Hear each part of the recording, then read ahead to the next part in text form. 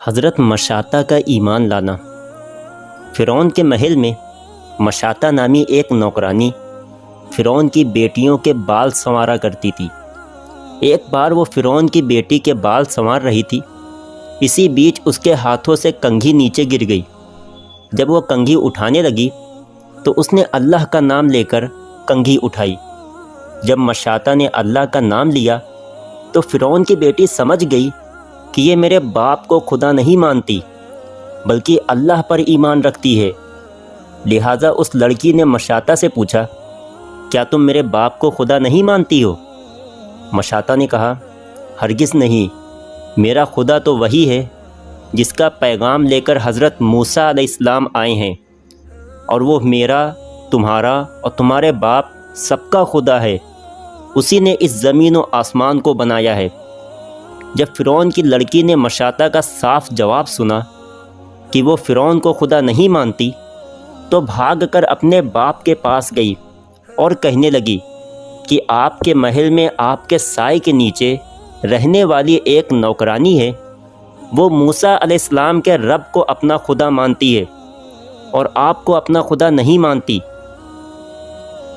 بیٹی کی لگی لپٹی باتیں سن کر فرعون غصے میں آ گیا، لہٰذا وہ کہنے لگا، اچھا، دربار میں جا کر اس عورت کو میں ایسی عبرتناک سزا دوں گا کہ یا تو وہ موسیٰ علیہ السلام کے خدا کو ماننے سے باز آ جائے گی یا پھر اپنی جان سے ہاتھ دھو بیٹھے گی۔ فرعون جب اپنے دربار میں پہنچا تو اس نے اس عورت کو اپنے پاس بلوایا اور کہا، تم موسیٰ علیہ السلام کے خدا کو خدا کہنا چھوڑ دو، ورنہ میں تمہیں بہت خطرناک سزا دوں گا۔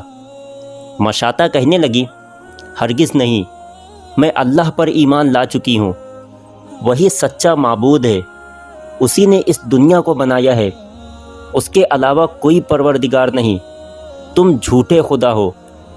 فرعون نے مشاطہ کو بڑا ڈرایا دھمکایا، مگر وہ کہنے لگی کہ فرعون، تم کچھ بھی کر لو، میں پیچھے نہیں ہٹ سکتی، میں اپنے اللہ کو کبھی نہیں چھوڑوں گی۔ اس کا یہ دلیرانہ جواب سن کر فرعون نے اس کو گھمنڈ کا مسئلہ بنا لیا، لہذا فرعون نے کہا کہ اس عورت کو زمین پر لٹا دیا جائے۔ درباریوں نے حضرت مشاطہ کو زمین پر لٹا دیا اور پھر فرعون کے حکم کے مطابق ان کے دونوں ہاتھوں اور پاؤں میں کیلیں ٹھوک دی گئیں تاکہ وہ ہل نہ سکیں۔ فرعون نے حکم دیا کہ ایک بڑی ہانڈی میں تیل کھولایا جائے۔ فرعون کے کہنے پر ایسا ہی کیا گیا اور پھر اس کھولتے تیل کے پاس حضرت مشاطہ کو لا کر کھڑا کیا گیا۔ اسی وقت ایک وزیر آیا اور اس نے فرعون سے کہا کہ میرے آقا، اس عورت کے 3 بچے ہیں، جن میں 2 بڑے ہیں اور ایک دودھ پیتا گوت کا بچہ ہے۔ اگر اس عورت کے بچوں کو اس کے سامنے قتل کر دو تو یہ اپنی ممتا سے مجبور ہو کر آپ کی بات مان جائے گی۔ لہذا فرعون نے اس کے 3 بچوں کو دربار میں بلوایا اور پھر سب سے چھوٹی بچی کو حضرت مشاطہ کے سینے پر لٹا دیا۔ وہ بچی ماں کے سینے سے لگ کر دودھ پینے لگ گئی۔ بچی ابھی دودھ پی ہی رہی تھی کہ فرعون نے کہا کہ میں تمہاری اس بچی کو تمہارے ہی سینے پر قتل کروا دوں گا۔ حضرت مشاطہ اتنی بڑی دھمکی سن کر کانپ گئیں، لیکن اللہ نے انہیں ہمت دی اور وہ کہنے لگیں کہ فرعون، میں اپنی آنکھوں سے بیٹی کو خون میں لت پت تڑپتا تو دیکھ سکتی ہوں، مگر میں اپنے ایمان کا خون نہیں بہا سکتی۔ یہ سن کر فرعون نے درباریوں کو حکم دیا تو انہوں نے اس کی سب سے بڑی بیٹی کو پکڑ کر کھولتے تیل میں ڈال دیا۔ دیکھتے ہی دیکھتے وہ جل کر کباب بن گئی۔ بیٹی کو اس طرح جلتا دیکھ حضرت مشاطہ کا دل تڑپ اٹھا، لیکن انہوں نے خود کو سنبھالا۔ فرعون نے جب دیکھا کہ بیٹی کو جلتا دیکھ مشاطہ کی آنکھوں سے آنسو بہہ رہے ہیں تو اس نے سمجھا کہ اب یہ عورت اس کی بات مان جائے گی، اس لیے فرعون نے کہا، مشاطہ، اگر تم ابھی مان جاؤ تو تم اپنے ساتھ اپنے دونوں بچوں کو بھی بچا لو گی، ورنہ میں تمہارے ان دونوں بچوں کو بھی اسی طرح آگ میں ڈال کر تڑپا تڑپا کر مار ڈالوں گا۔ حضرت مشاطہ نے کہا، فرعون، اگر اللہ نے مجھے 100 لڑکے بھی دیے ہوتے تب بھی میں سب کا تیل میں جل کر مرنا گوارا کرتی، لیکن تجھے خدا ماننا کبھی گوارا نہ کرتی۔ یہ سن کر فرعون نے حکم دیا کہ اس کی دوسری بچی کو بھی اٹھا کر تیل میں ڈال دو۔ درباریوں نے ایسا ہی کیا، اور پھر دیکھتے ہی دیکھتے دوسری بچی بھی تیل میں جل کر ختم ہو گئی۔ آخر میں حضرت مشاطہ کی چھوٹی بچی کو بھی فرعون نے قتل کرنے کا ارادہ بنا لیا، اور پھر اس بچی کو ماں کے سینے پر ہی لٹا کر کاٹ دیا گیا۔ جس ماں کے سینے پر بیٹی کا خون بہہ رہا ہو، اس ماں کے دل پر کیا گزرتی ہوگی۔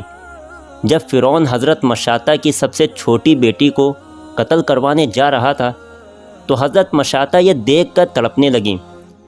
اللہ نے اسی وقت اس چھوٹی بچی کو بولنے کی طاقت دی، اور اس نے اپنی ماں کو پکار کر کہا، اماں جان صبر رکھنا، اصلی خدا وہی ہے جس کو آپ مانتی ہیں، ہمارا اللہ دیکھ رہا ہے، بس کچھ ہی پل کی دوری ہے، ابھی ہم سب لوگ جنت میں ایک جگہ جمع ہو جائیں گے۔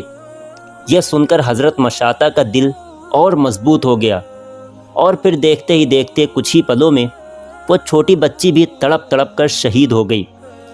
جب بیٹی ٹھنڈی ہو گئی تو فرعون نے کہا کہ مشاطہ اب ہم تمہیں قتل کریں گے، تمہارے پاس ابھی بھی موقع ہے، اگر مان جاؤ گی تو تمہیں چھوڑ دیا جائے گا، ورنہ تمہاری لڑکیوں کی طرح تمہیں بھی تڑپا تڑپا کر مار ڈالا جائے گا۔